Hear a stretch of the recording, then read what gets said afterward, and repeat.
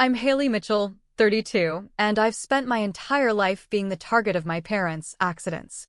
The annual Thanksgiving gathering at their suburban home always comes with fake smiles and tense shoulders. This year was no different, except for what happened after.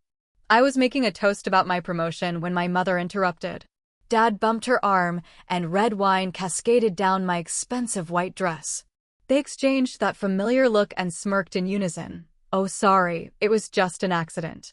But this time, something inside me snapped. I smiled back, already formulating my plan. Before I dive into what happened next, where are you watching from today? Hit that like and subscribe button if you've ever dealt with toxic family members who always claim their harmful actions were just accidents. Trust me, you'll want to see how I finally put an end to decades of manipulation. Growing up in the Mitchell household meant living in the shadow of my younger sister Madison.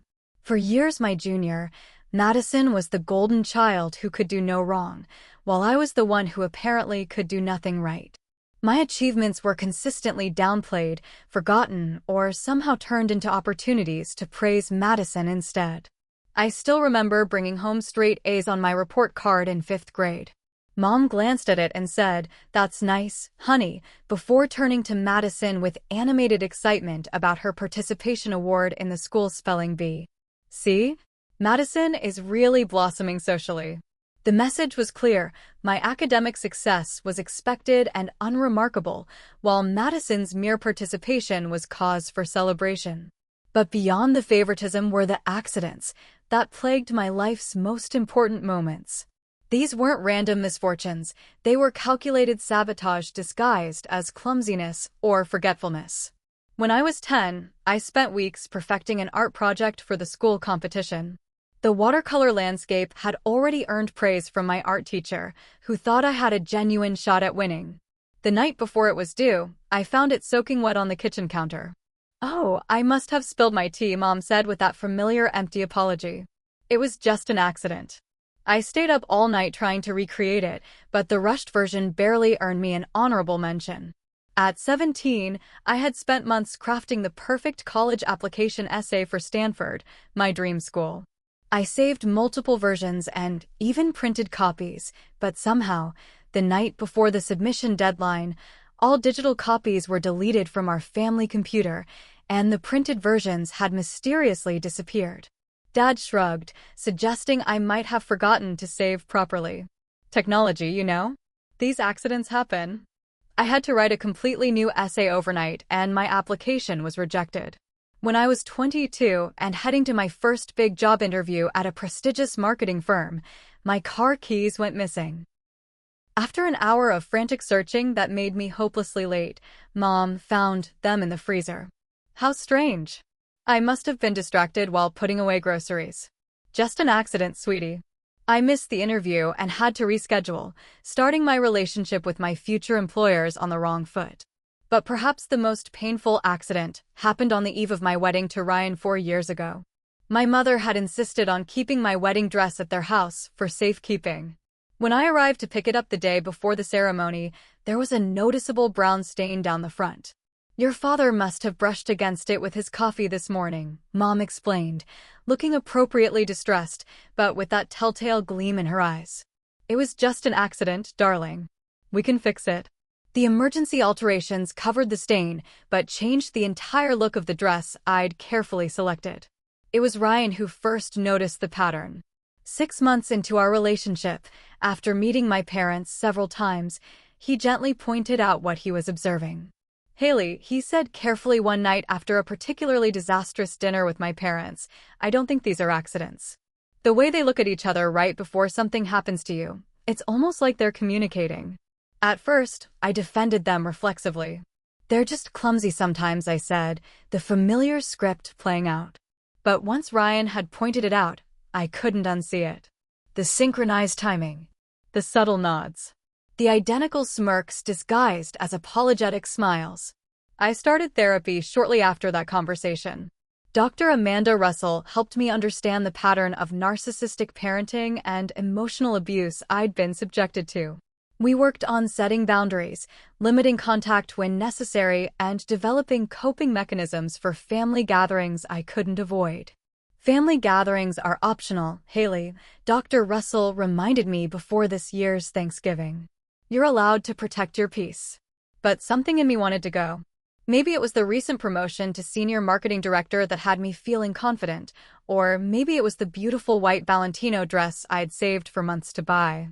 I felt armored somehow, ready to face them with my success visible for all to see.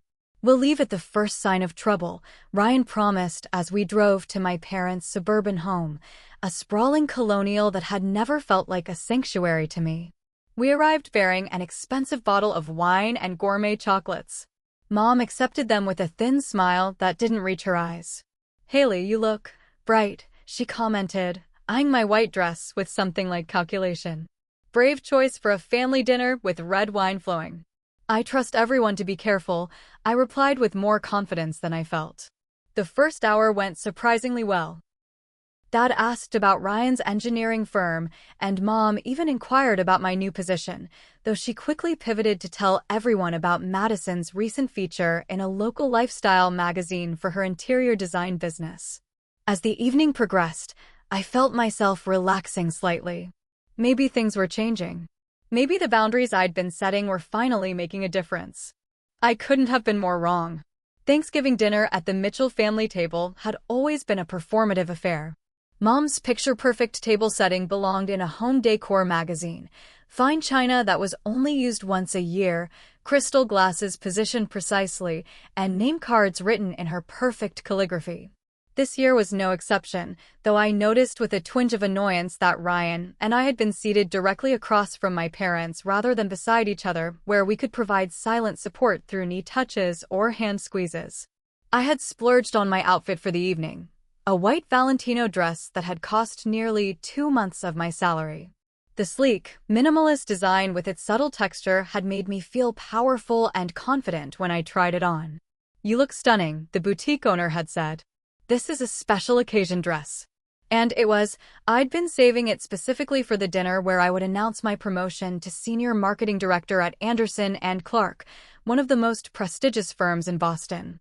The turkey had been carved, sides had been passed, and everyone was midway through the meal when Uncle James asked about my work. "Haley, your mother mentioned you had some news about your job? Something good happening?" I straightened in my chair, pleasantly surprised that Mom had mentioned my achievement to others. This was a first. "Yes, actually. I was promoted to senior marketing director last month. It's a significant step up. I'll be overseeing our largest accounts and managing a team of 12 people." "Well, would you look at that," Uncle James said with genuine enthusiasm. "That calls for a toast." I reached for my water glass, but Dad was already pouring red wine into everyone's crystal goblets. "Dad, I'm actually not drinking tonight," I said quietly. "I'm on some medication." "Nonsense," he replied, filling my glass anyway. "You can't toast with water at Thanksgiving. Just hold it for the toast if you must." I picked up the wine glass carefully, acutely aware of my white dress. As everyone raised their glasses, I began to speak. "I just want to thank everyone for—" "It's basically the same job she already had," Mom interrupted, her voice carrying across the table. "Just a fancier title. Nothing like when your father made partner at his firm. Now, that was a real promotion." I felt my cheeks flush, but continued, determined to have this moment. "As I was saying, the new position is actually quite different. I'll be directly reporting to the CEO, and—" That's when it happened. Dad shifted suddenly, his elbow nudging Mom's arm with deliberate precision. Her wine glass tilted forward, sending a cascade of deep burgundy liquid directly across the table and onto my white dress. The red wine bloomed across the fabric like spilled blood, immediately saturating the delicate material. Time seemed to slow down as I watched my parents' faces. There it was, that look they exchanged. The subtle nod from Dad. The tightening of Mom's lips before they both transformed their expressions into masks of concern. But for a split second before the performance began, I caught it, the synchronized smirk that confirmed what I'd always known but tried to deny. "Oh, sorry," they said in perfect unison, the practiced response rolling off their tongues with rehearsed precision. "It was just an accident." From across the table, Madison poorly concealed a laugh behind her napkin. The rest of the family fell into an uncomfortable silence. Ryan's hand found mine under the table, squeezing tightly. I could feel his body tense beside me, ready to stand up and leave as we'd agreed. But something different happened inside me this time. Instead of the familiar rush of humiliation and hurt, I felt a strange calm clarity wash over me. 28 years of accidents crystallized into a single undeniable pattern, and in that moment, I knew with absolute certainty that nothing would ever change unless I changed it myself. I looked down at my ruined dress, then back up at my parents' faces, the concerned expressions that didn't quite mask the satisfaction in their eyes. "Yes," I said softly, dabbing at the spreading stain with my napkin. "Accidents do seem to happen a lot around me, don't they?" "Let me help you clean that," Mom offered, half rising from her seat with no real intention of following through.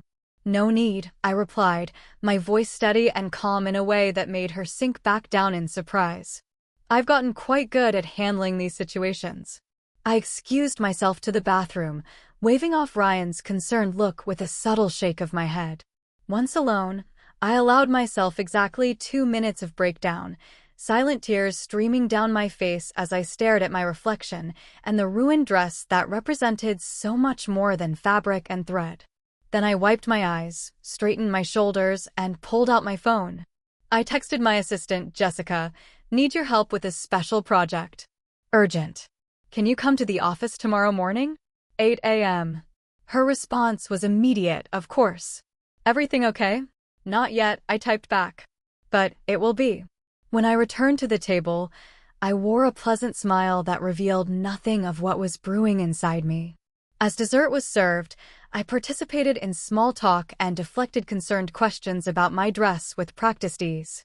"These things happen," I said with a shrug when Aunt Carol expressed sympathy about the stain. "It's just fabric." But as I met my mother's suspicious gaze across the table, I held it a beat longer than usual, long enough to see a flicker of uncertainty in her eyes. For perhaps the first time in my adult life, my mother couldn't read what I was thinking, and that small shift in power felt monumental. Ryan and I left shortly after dessert, driving home in a silence that was eventually broken by his cautious question. "Are you okay?" That was blatant, even for them. I turned to him, a small smile playing at my lips. "I've never been better, actually." "Really?" His skepticism was warranted given my history of post-family gathering breakdowns. "Really," I confirmed. "I think I finally understand what needs to happen next." "Which is?" "Everything is about to change," I said, looking out at the darkened road ahead. "And this time, it won't be an accident."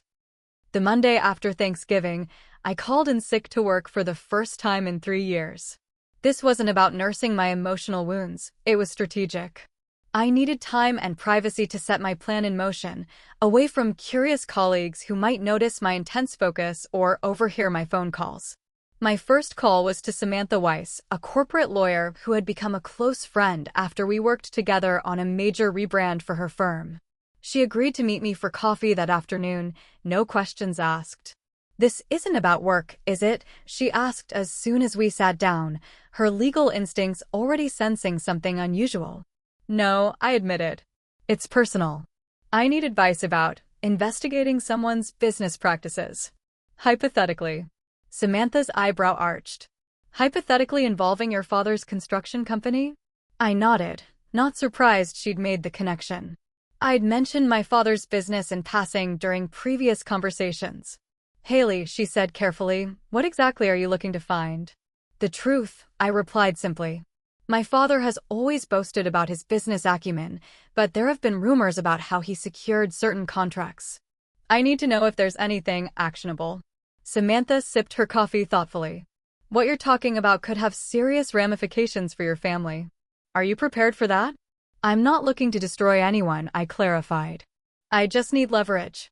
By the end of our meeting, Samantha had provided me with the name of a financial forensics specialist who operated with discretion and a list of public records I could legally access without raising suspicions. Over the next week, I divided my time between my actual job and my covert research project. Mitchell Construction had been in business for over 30 years, leaving a considerable paper trail. Tax filings, permit applications, contract bids, and litigation records.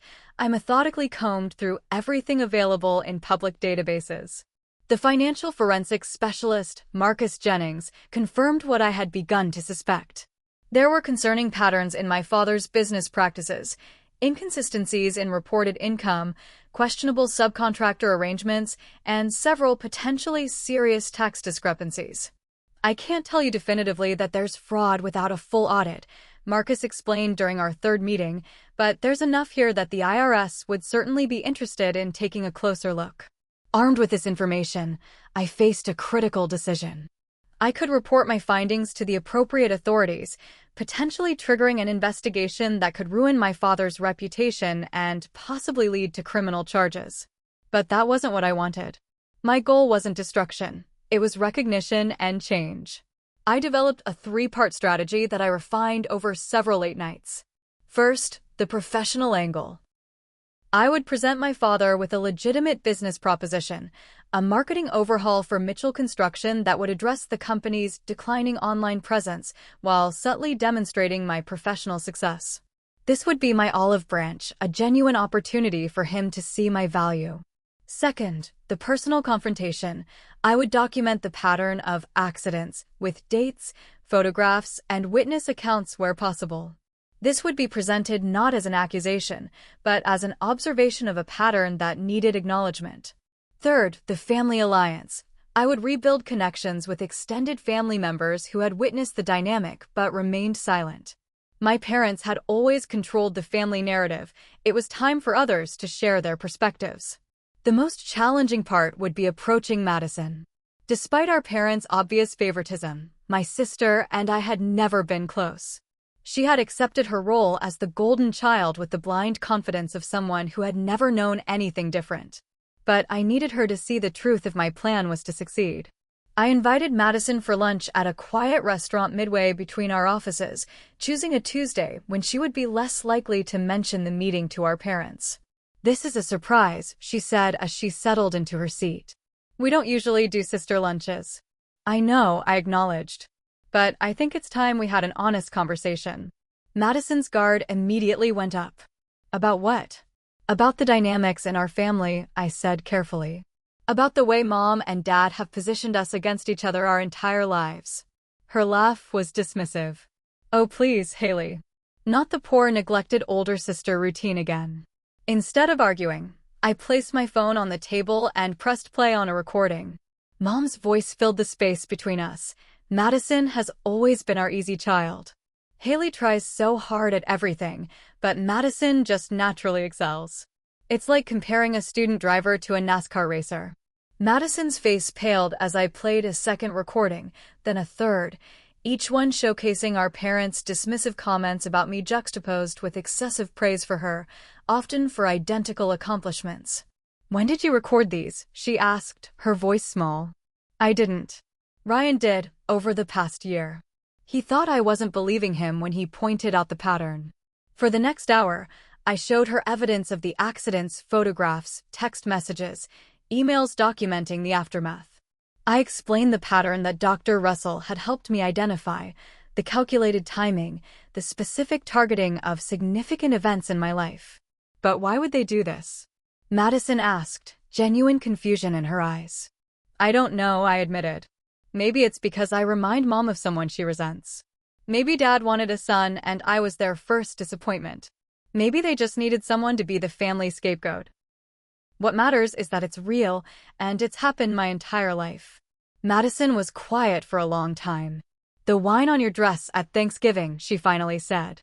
I laughed because I thought you were being dramatic about it. "But Dad did move right before it happened, didn't he?" I remember thinking his timing was weird. That small acknowledgement was all I needed to know she was at least considering what I'd shared. "I'm not asking you to choose sides," I assured her. "I'm just asking you to observe more carefully. And maybe, when the time comes, to speak your truth." By early December, the third phase of my plan was in motion. I began purchasing small amounts of stock in Mitchell Construction through a shell corporation established with Samantha's help. Not enough to trigger any alerts, but enough to give me a legitimate shareholder position.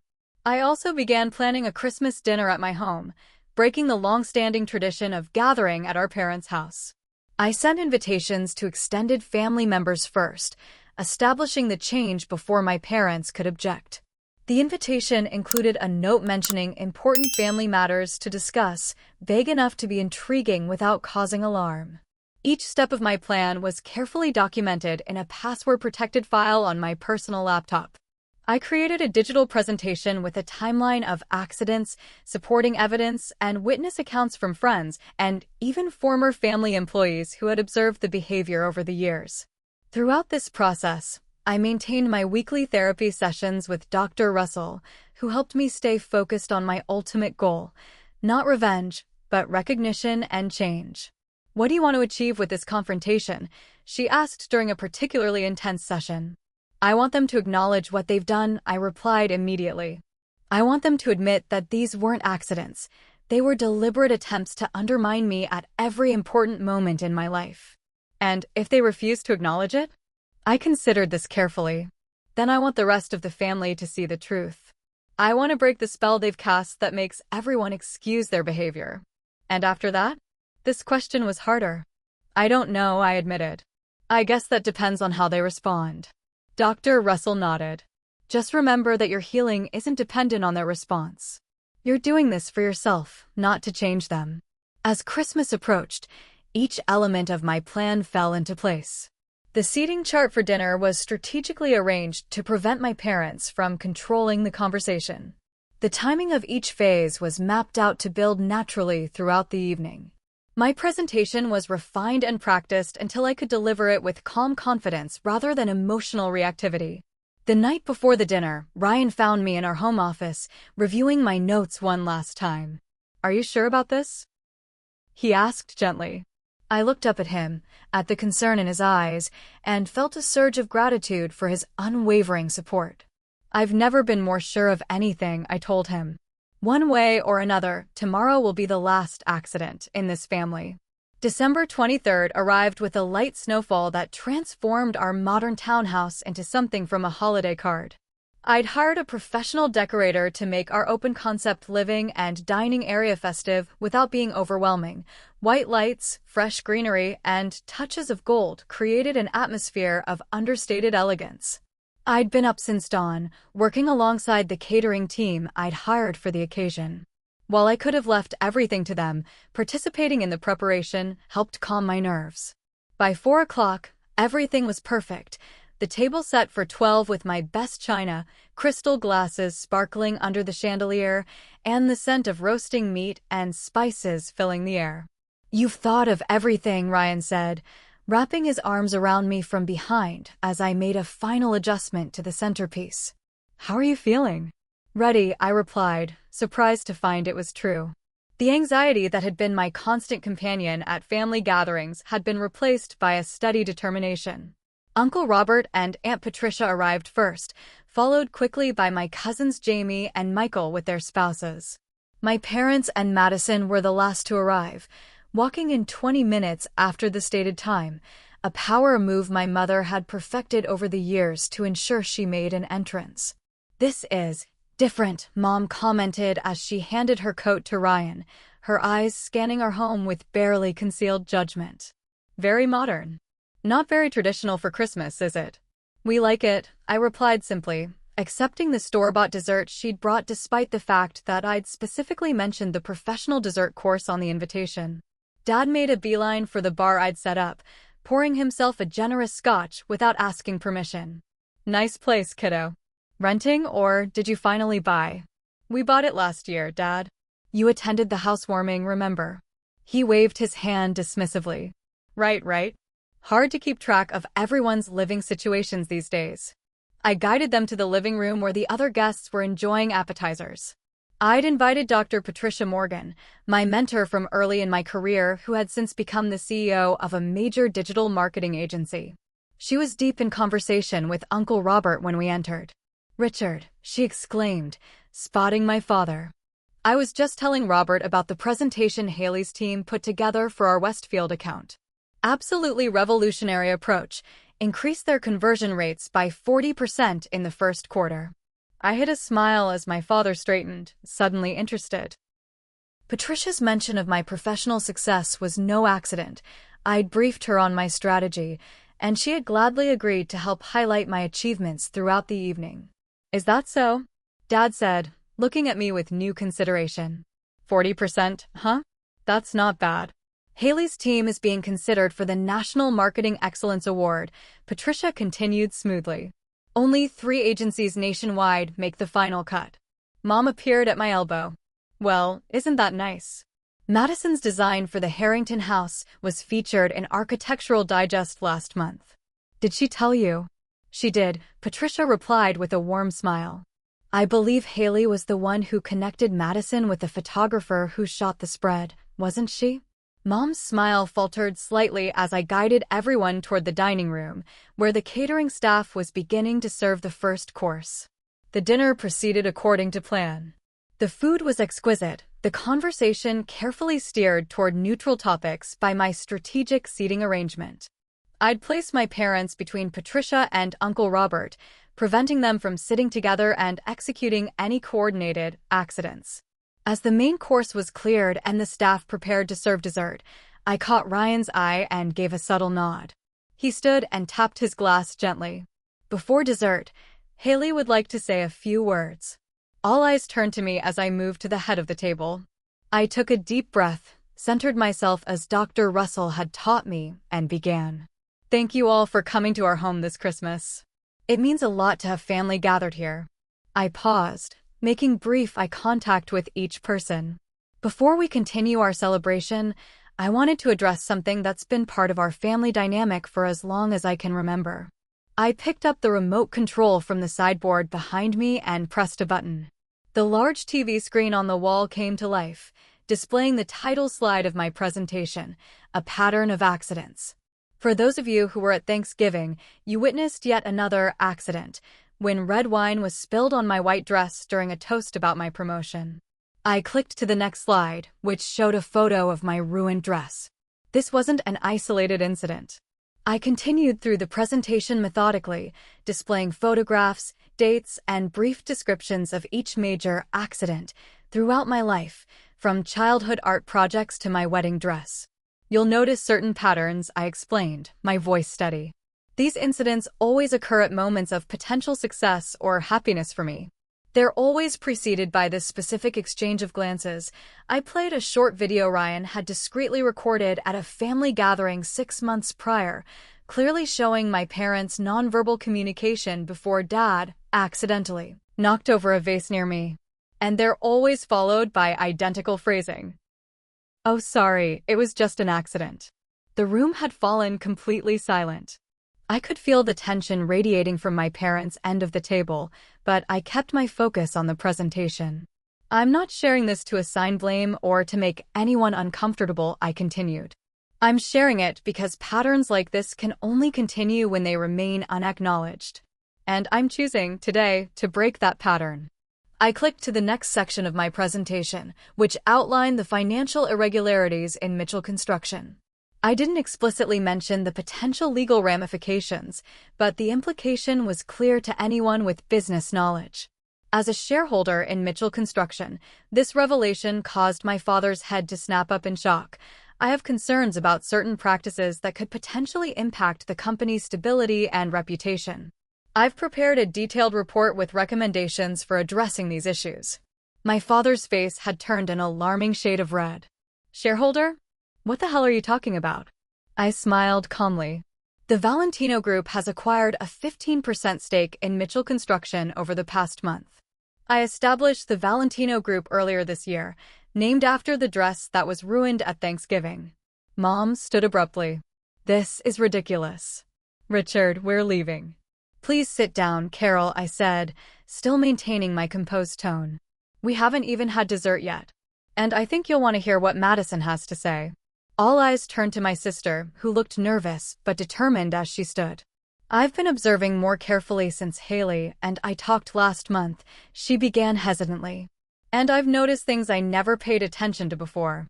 The way you undermine her consistently, the way you set us against each other. She took a shaky breath. The way you've used me as a weapon against my own sister my entire life. Mom's face crumpled in theatrical dismay. Madison, how can you say such things? We've always supported both of you equally.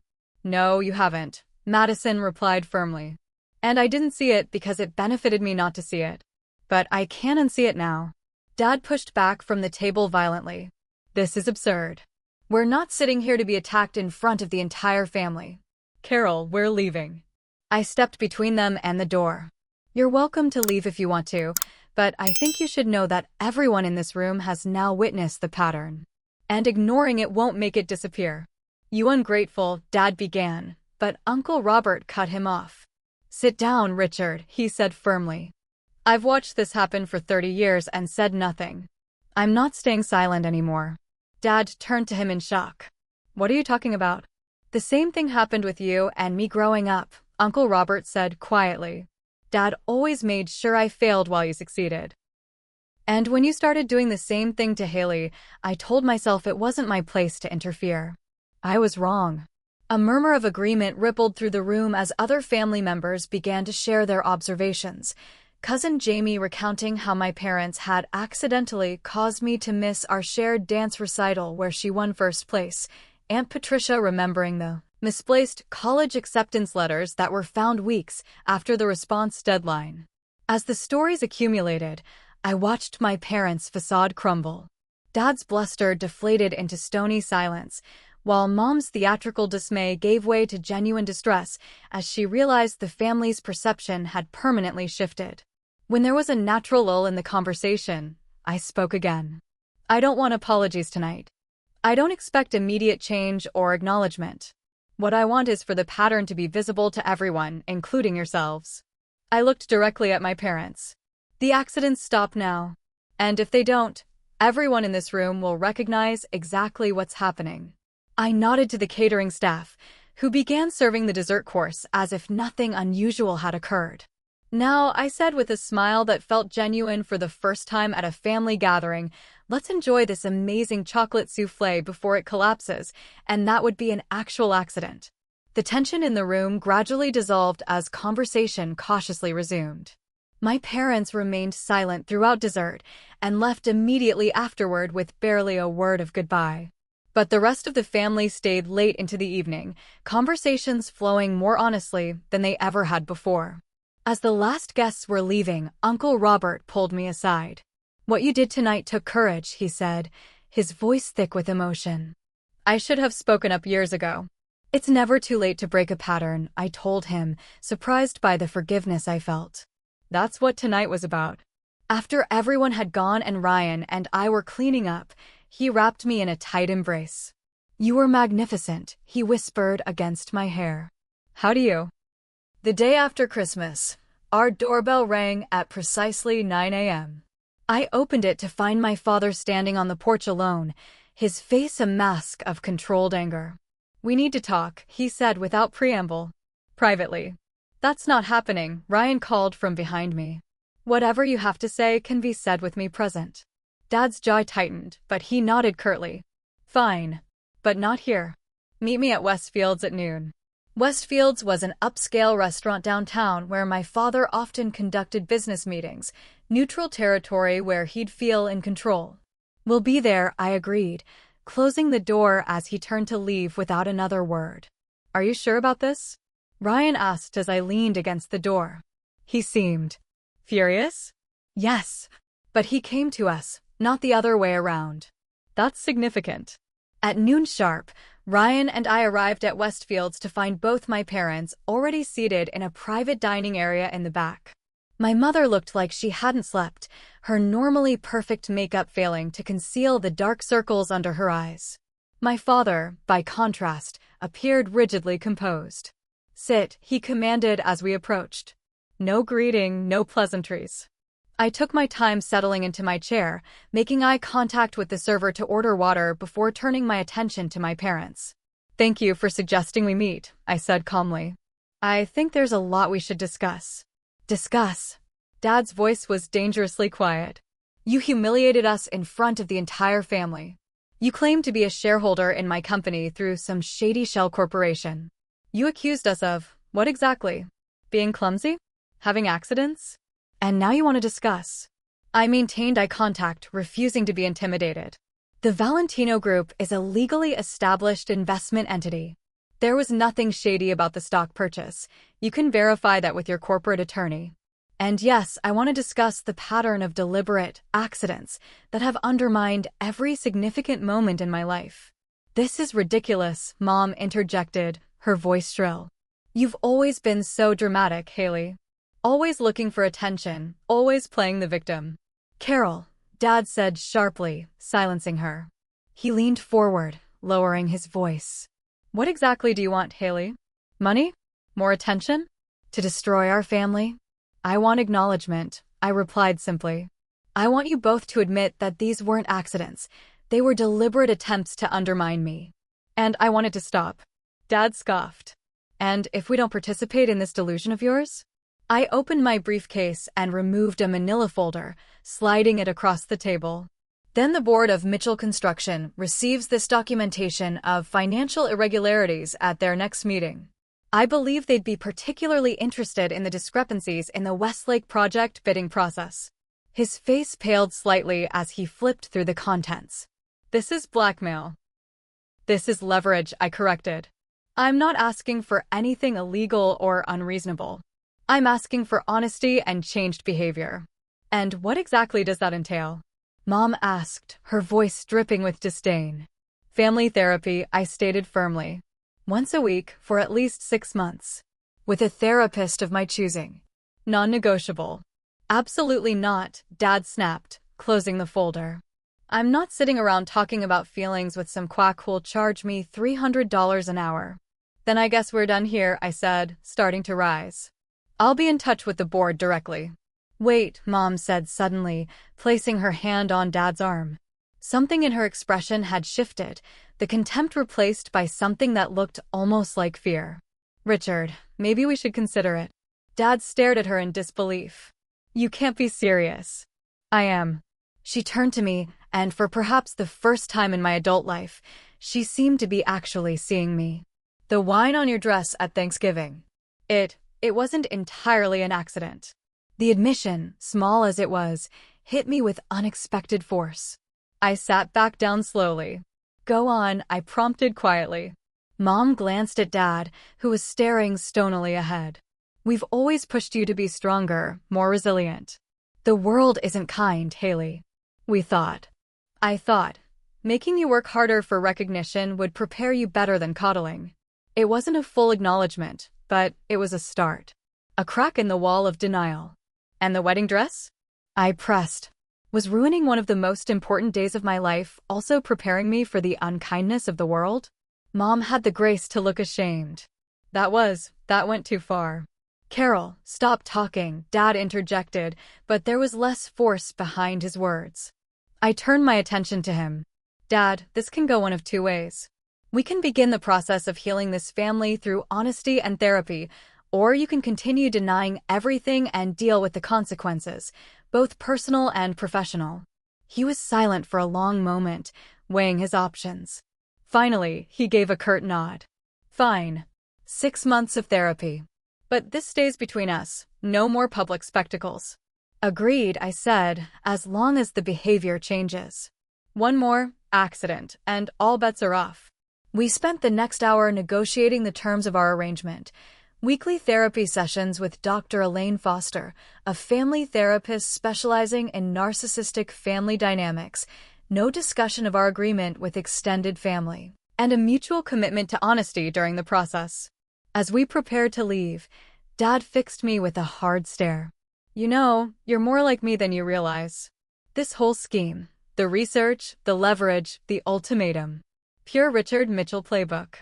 It wasn't meant as a compliment, but strangely, I didn't take offense. Maybe so. But I'm using it to build something, not tear someone down. That's the difference.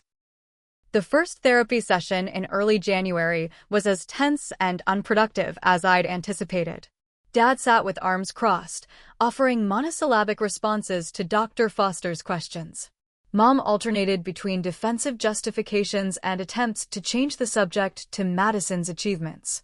I maintained calm, speaking honestly about my experiences without accusation or blame, just as Dr. Russell had coached me. The second session marked a breakthrough of sorts. When Dr. Foster asked Mom about her own childhood, something unexpected happened. She cried. Not the theatrical tears she'd deployed throughout my life when it suited her, but raw, genuine sobs as she described growing up with a mother who constantly compared her unfavorably to her cousins. Nothing was ever good enough, she admitted. No matter what I achieved, someone else had done it better, faster, more impressively. And how did that make you feel? Dr. Foster asked gently. Invisible, Mom whispered. Like I was constantly screaming for someone to see me, but no one ever did.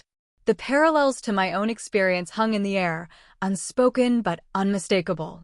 For the first time, I glimpsed the wounded person beneath my mother's perfect exterior, not as an excuse for her behavior, but as a piece of understanding I hadn't had before.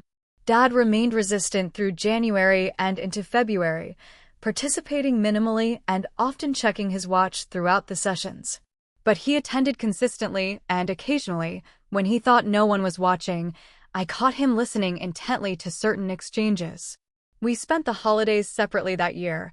Ryan and I took a trip to Vermont for New Year's, while my parents hosted their usual gathering without us. It was strange, but liberating to break the tradition of obligatory attendance. In mid-January, an unexpected envelope arrived in the mail, a Christmas card from my mother, over 2 weeks after the holiday. Inside, beneath the printed greeting, she had written in her perfect handwriting, "I'm sorry about your dress." Both dresses. All the dresses. I'm trying to understand why I did those things. Mom. It wasn't everything, but it was something. A start. My relationship with Madison flourished during this period. Freed from our assigned roles as golden child and scapegoat, we began to discover who we actually were as sisters and as friends. We started a tradition of Sunday brunches, just the two of us, where conversation flowed more honestly than it ever had before. I've been thinking about my wedding, she told me during one such brunch in February. She had recently gotten engaged to her longtime boyfriend. I want you to be my maid of honor. For real, not because it's expected, but because I want you standing next to me. The gesture meant more than she could know. I'd be honored, I told her sincerely. And I promise not to spill anything on your dress. The joke, that would have been unthinkable months earlier, made us both laugh, a healing sound. By March, there were subtle, but significant changes in our family dynamics. Dad had begun implementing some of my suggestions for Mitchell Construction's marketing strategy, tacitly acknowledging my professional expertise. Mom had started calling just to chat occasionally, without any ulterior motive or comparison to Madison. The most telling moment came when my father suffered a minor heart scare in April, elevated blood pressure and chest pains that turned out to be stress-related rather than a heart attack. From his hospital bed, he looked at me with an expression I'd never seen before. I've been doing a lot of thinking, he said quietly. About patterns. Family patterns. My father was a hard man. Nothing was ever good enough, especially not for me, his oldest. I swore I'd never be like him, and yet. He didn't finish the thought, didn't need to. It was the closest he'd come to acknowledging the generational transmission of toxic behavior, and I recognized what the admission had cost him. We can break the pattern, I told him, echoing what I'd said to Uncle Robert months earlier. That's what we're trying to do now. He nodded slowly. I'm not good at this. The talking, the feelings.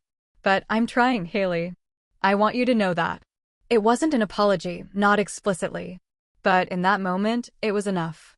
Over the next 6 months, our family therapy sessions evolved from tense confrontations to cautiously productive conversations. Dr. Foster introduced us to communication techniques that helped break the cycles of defensiveness and accusation that had characterized our interactions for decades.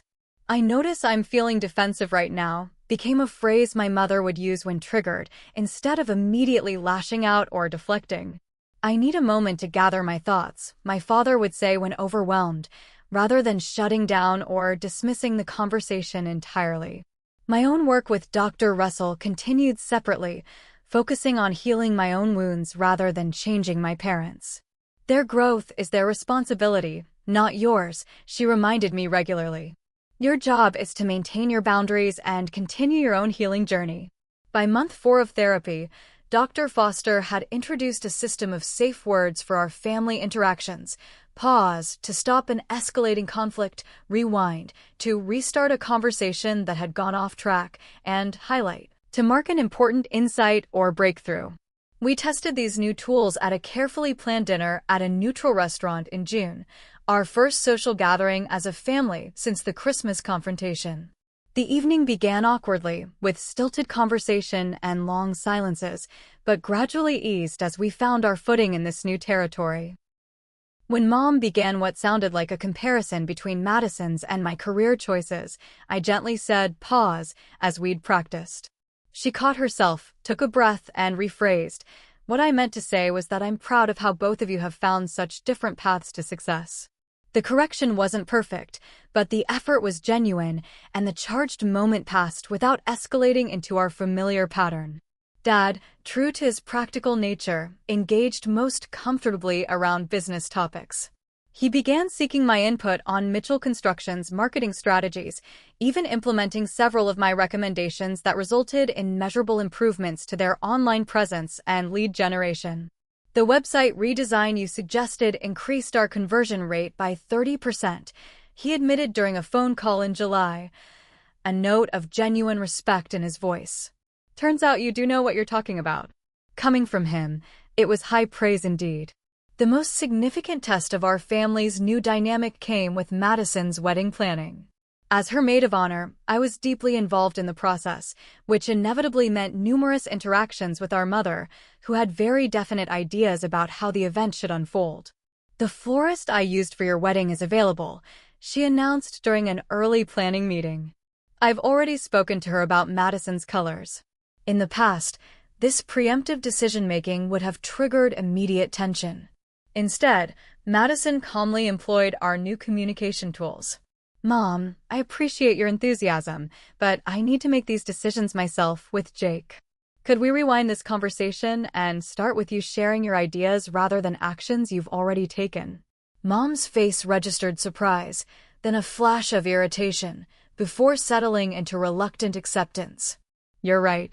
I got ahead of myself. What kind of flowers are you considering?"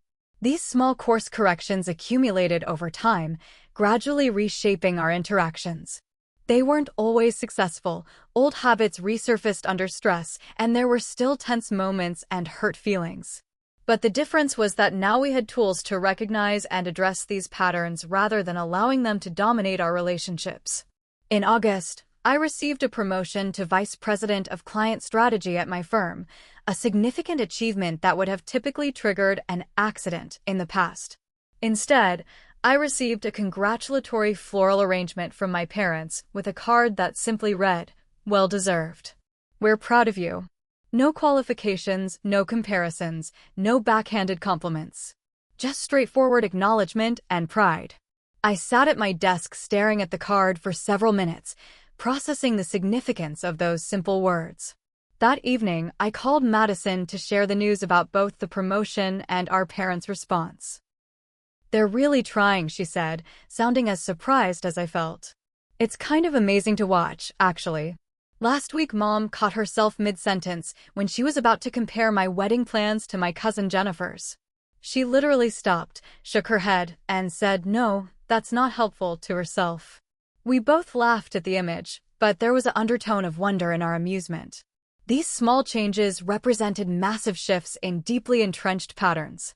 In September, we attempted our first family vacation since my college years, a weekend at a lakeside cabin that served as a neutral territory for all of us.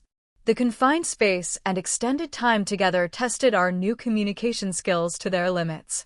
When Dad criticized the way Ryan was grilling the steaks on Saturday evening, I noticed the familiar tension building in my shoulders, the automatic defensive response rising. But Ryan simply said, "I'm open to suggestions if you'd like to show me your technique, Richard." The simple redirection diffused what could have escalated into an evening-ruining argument.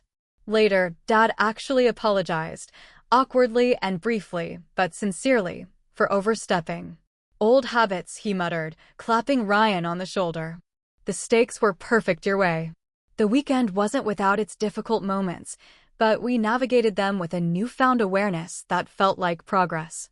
On the final morning, as we were packing to leave, Mom approached me on the dock where I was having a final moment of solitude before the drive home. "This was nice," she said, sitting beside me. "Different, but nice." I nodded, watching the sunlight dance across the water. "I've been doing some research," she continued after a moment, "about family patterns. Did you know your grandmother, my mother, did similar things to me that happened with you?" "I suspected as much," I replied carefully. "Not that it excuses anything," she added quickly. "But understanding the pattern helps me catch myself when I start to fall into it." She paused, then added softly, "I don't want Madison's children to experience what you did. Or what I did, growing up."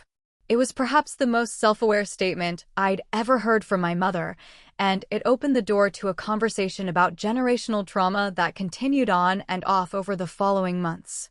This new awareness became something of a mission for our family, recognizing and interrupting the negative patterns that had been passed down through generations.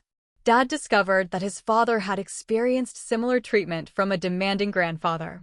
Understanding these connections didn't erase the harm that had been done, but it provided context that helped all of us approach healing with greater compassion. As the official 6-month therapy commitment neared its end, Dr. Foster facilitated a discussion about next steps. To my surprise, both parents expressed interest in continuing the sessions, though on a reduced schedule. "I think we've still got work to do," Dad said with uncharacteristic humility. "If everyone's willing." We agreed to monthly family sessions, with individual therapy continuing separately as needed. The formal leverage of my business findings was no longer necessary. The process had taken on its own momentum, driven by the tangible improvements in our relationships. As Madison's November wedding approached, I found myself cautiously optimistic about our family's ability to navigate the emotionally charged event without reverting to old patterns. The rehearsal dinner, hosted by my parents, would be a significant test of our progress. "Are you nervous?" Ryan asked as we dressed for the event.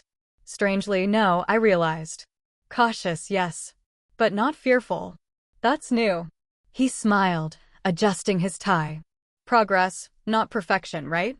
"Exactly," I agreed, ready to face whatever the evening might bring with new tools, clear boundaries, and genuine hope for continued healing. 2 years after the Christmas confrontation that changed everything, we gathered once again for Thanksgiving, this time at my home. The difference in atmosphere was palpable from the moment guests began to arrive. My father entered carrying a carefully selected bottle of wine, making a point to set it on the counter rather than pour it himself. "Just let me know when you're ready for this," he said, a subtle acknowledgement of our history that didn't need further explanation. Mom brought a homemade pie rather than her usual store-bought contribution, and made a genuine effort to complement the table setting without taking over or suggesting improvements. Madison, now 7 months pregnant with her first child, settled onto the sofa with her husband Jake, her face glowing with contentment. Our relationship had blossomed into something I'd never thought possible, a genuine friendship based on mutual respect rather than the competition our parents had fostered. "How are you feeling about becoming an aunt?" Uncle Robert asked as he helped me arrange the final dinner preparations. "Excited. A little nervous," I admitted. "It feels like we have this opportunity to create something completely new for the next generation." He nodded thoughtfully. "Breaking cycles is hard work, but worth it. I've seen more change in this family in 2 years than in the previous 30. As we gathered around the table, I took in the scene with a sense of quiet amazement. The tension that had always hummed beneath family gatherings was noticeably absent, replaced by something that felt remarkably like ease. Not perfect harmony, we were still very much works in progress, but a genuine effort from everyone present to relate to each other with honesty and respect. Dad cleared his throat as the main course was served. "I'd like to say something, if that's all right." All eyes turned to him in surprise. Richard Mitchell wasn't known for heartfelt speeches. 2 years ago, things were different. He paused, visibly working to find the right words. "Haley forced us to see patterns that had been hurting this family for generations. It wasn't comfortable, but it was necessary." My mother reached over and took his hand, a gesture of support I'd rarely witnessed between them. We've been talking a lot about generational patterns, he continued. About the things our parents did that we swore we'd never repeat, yet somehow found ourselves doing anyway. And about how to break those cycles. He looked directly at Madison, then at me. With a new generation coming into this family, we want to make a commitment. The patterns stop with us. The accidents, the comparisons, the undermining, all of it. Your children deserve better than what we provided, and we intend to be better grandparents than we sometimes were as parents. The vulnerability in his voice was unprecedented, and I found myself blinking back unexpected tears. We can't change the past, Mom added softly. But we can acknowledge it and learn from it. And that's what we're trying to do. After dinner, as everyone moved to the living room for coffee and dessert, Mom pulled me aside and handed me a carefully wrapped package. I wanted to give you this privately, she explained.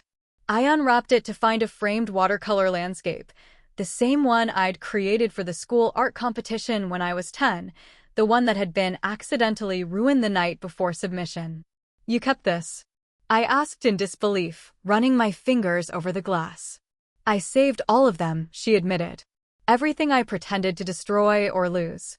I don't know why I kept them while continuing to hurt you. Maybe some part of me always knew what I was doing was wrong. The revelation was stunning. Where were they all this time? In a storage unit your father doesn't know about, she said with a small, sad smile. I've been bringing them home, a few at a time. There's a box in the car with your college application essays and some other things. When you're ready.